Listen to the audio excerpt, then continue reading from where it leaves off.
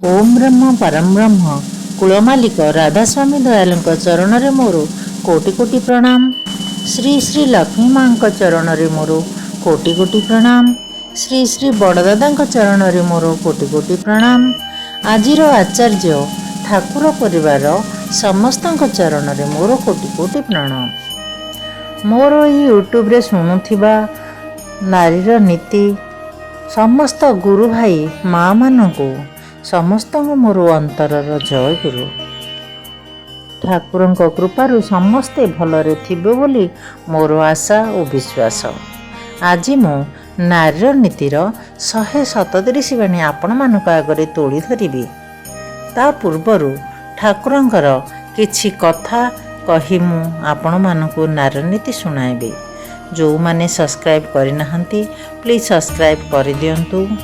କମେଣ୍ଟରେ ନିଜର ମତାମତ ଲେଖନ୍ତୁ। ମତାମତ ଲେଖିଲେ ଠାକୁରଙ୍କ ପ୍ରତି ତୁମର ଭଲ ପାଇବା ଜଣାପଡ଼ିବ। ଏବେ ଚାଲନ୍ତୁ ଠାକୁରଙ୍କର ଆମେ କିଛି କଥା ଶୁଣିବା। ଶ୍ରୀ ଶ୍ରୀ ଠାକୁର କହିଛନ୍ତି, ମୁଁ ନଗଣ୍ୟ ମଣିଷ, କିନ୍ତୁ ପରମ ପିତା ମୋ ଦ୍ୱାରା ଯାହା କୁହାଇଲେ କରାଇଲେ ମଣିଷ ସମାଜ ତା ଉପରେ ଗୁରୁତ୍ୱ ନଦେଲେ ସବୁ ଜ୍ଞାନ ଗୁଣ ସତ୍ତ୍ୱେ ବି ପୃଥିବୀ ମାରାମାରି ହଣାହଣି କଟାକଟି ହାତରୁ ରକ୍ଷା ପାଇବ ନାହିଁ। ମଣିଷର ସବୁ ଶକ୍ତି ନିୟୋଜିତ ହେବ ସପରିବେଶ ଆତ୍ମହନନରେ ଏବଂ ଜୀବନର ଭିତ୍ତିଭୂମିର ଧ୍ୱଂସାବଧାନରେ। ମୋର ବିଶ୍ୱାସ ତୁମ୍ଭେମାନେ ଯଦି ନ କର ହୁଏତ ବାହାରର ଲୋକ ଆସି ଏ କାମ କରିବେ। ତୁମ୍ଭେମାନେ ଯିଏ ହିଁ ହୁଅ ଆଉ ଯାହା ହିଁ ହୁଅ ବିକୃତ ହୁଅ ନାହିଁ। ବିକୃତ ହେଲେ ଏ କାମ କରିବାର ଅଧିକାର ଓ ଯୋଗ୍ୟତା ହରାଇଦେବ।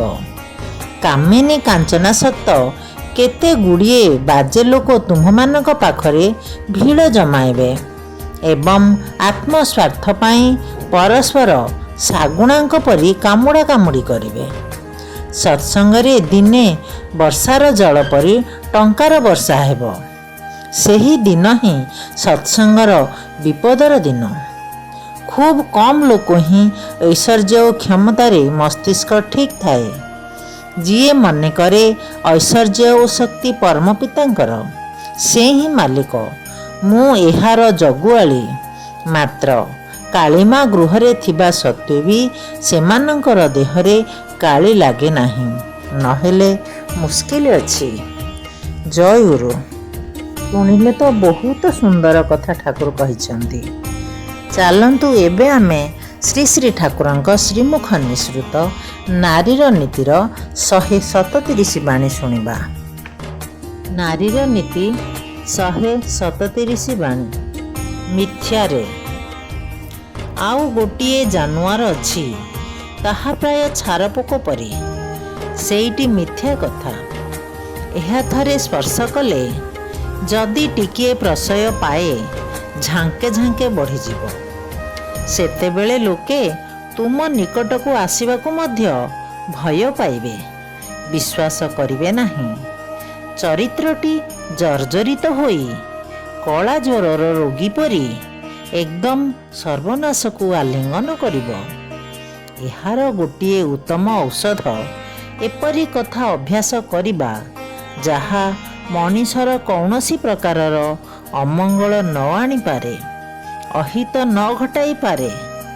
ଶେଷରେ ଦେଖିବାକୁ ପାଇବ ସତ୍ୟ ହିଁ ଏତେ ଅଛି ଯେ ମଣିଷର ଜୀବନଯାପନରେ ଅବସ୍ଥାର ସାଂଘାତରେ ମିଥ୍ୟାରେ କୌଣସି ପ୍ରୟୋଜନ ବି ହୁଏ ନା। ଥରେ ସାଧି ଦେଖ। ବାଣୀ ସଂଖ୍ୟା 137। ପୁଣି ଥରେ। ମିଥ୍ୟାରେ। ଆଉ ଗୋଟିଏ ଜାନୁଆର ଅଛି, ତାହା ପ୍ରାୟ ଛାରପୋକ ପରି। ସେଇଟି ମିଥ୍ୟା କଥା। ଏହା ଥରେ ସ୍ପର୍ଶ କଲେ ଯଦି ଟିକିଏ ପ୍ରଶୟ ପାଏ ଝାଙ୍କେ ଝାଙ୍କେ ବଢ଼ିଯିବ। ସେତେବେଳେ ଲୋକେ ତୁମ ନିକଟକୁ ଆସିବାକୁ ମଧ୍ୟ ଭୟ ପାଇବେ, ବିଶ୍ୱାସ କରିବେ ନାହିଁ।